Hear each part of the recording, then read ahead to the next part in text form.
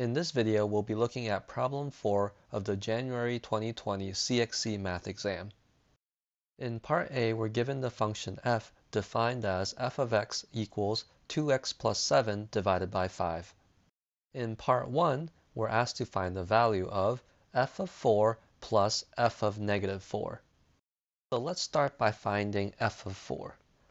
This means that I want to find the output of the function when the input is 4. So all I have to do is substitute 4 in for x.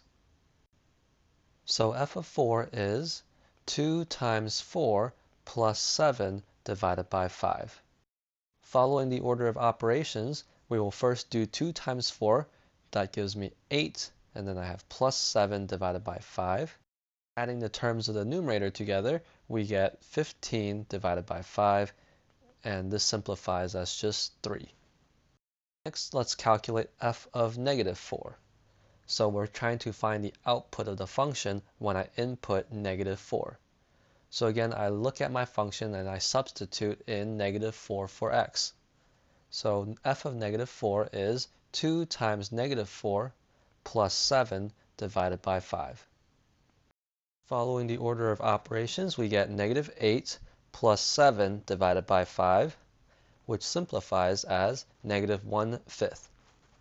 So now let's find the sum of f of 4 plus f of negative 4. F of 4 is 3, and then I have plus f of negative 4 is negative 1/5. To add these two numbers, I need to find a common denominator. In this case, the common denominator is 5, so I need to multiply this first number by 5 over 5.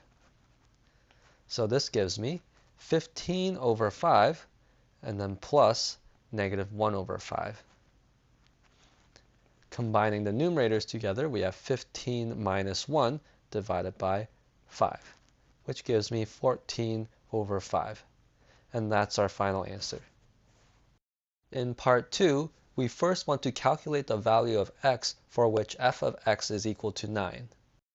So to find the input that gives us the output 9, I'm going to set the output 2x plus 7 over 5 equal to 9 and solve for x. So first I'm going to multiply both sides by 5. So I'm going to get 2x plus 7 on the left-hand side. On the right-hand side, I have 9 times 5, which gives me 45.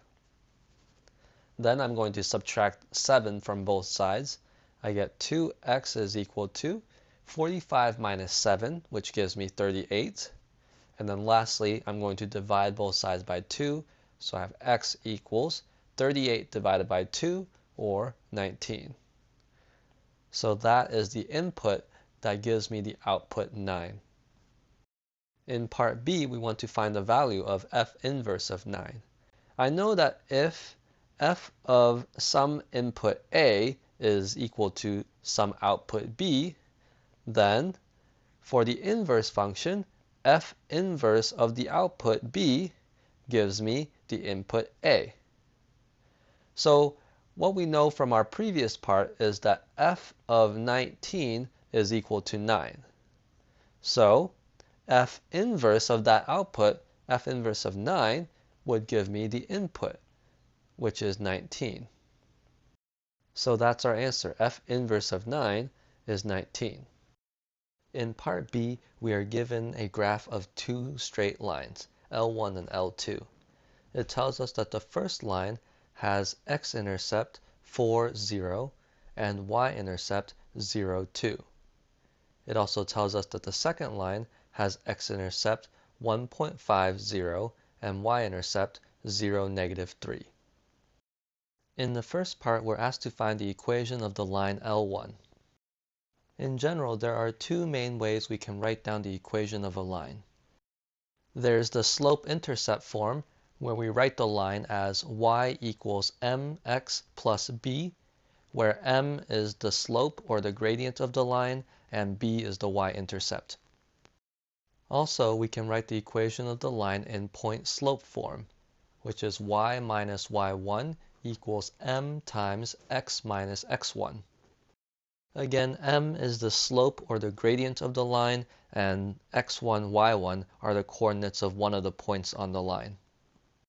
In either case, we want to find the slope or the gradient of the line m.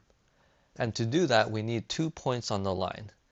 Now, the points 4, 0, and 0, 2 are explicitly given in our problem, but we can also find them by just looking at the graph. We see here we have the point 4, 0 and 0, 2, but then we also have other points such as 2, 1, or maybe here 6, negative 1. Let's stick with the points 4, 0, and 0, 2 to find the gradient of our line.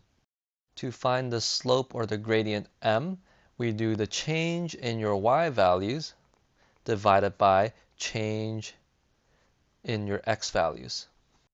So what this means is that we want to do y2 minus y1 divided by x2 minus x1, where x1, y1 are the coordinates of my first point and x2, y2 are the coordinates of my second point. So here, y2 minus y1 would be the second y-coordinate 2 minus the first y-coordinate 0. So that's 2 minus 0.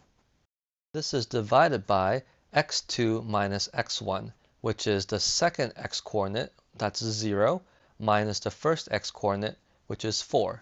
So we have 0 minus 4 in the denominator. Simplifying this, we get 2 divided by negative 4, which is negative 1/2. So that's the slope or the gradient of our first line L1. So if I want to write the equation of my line in slope-intercept form, I would write it as y equals mx plus b, which is y equals negative 1/2 times x plus the y-intercept, which is 2. If I want to write my equation in point-slope form, I would do y minus y1 equals m times x minus x1. On the left-hand side, we have y minus y1. y1 is the first y-coordinate, which is 0, so y minus y1 is y minus 0. This is equal to m times x minus x1. Our slope or gradient m is negative 1/2. And x1 is the x-coordinate of the first point, which is 4. So I have negative 1/2 times x minus 4. So these equations, y equals negative 1/2 x plus 2, or y minus 0 equals negative 1/2 times x minus 4, are equations for the line L1. In part 2, we are told that the lines L1 and L2 are perpendicular, and we're asked to find the gradient of the line L2. When two lines are perpendicular, we know that their gradients are negative reciprocals of each other. So if m1 is the gradient of L1 and m2 is the gradient of L2, then we have the relationship m2 is equal to the negative reciprocal of m1, which is negative 1 over m1. From above, we found that the gradient of L1 is negative 1/2. So let's plug that in. I have negative 1 over negative 1/2. So here the negative signs will cancel out, and I'm left with 1 over 1/2. This simplifies to just positive 2. So that's the gradient of L2.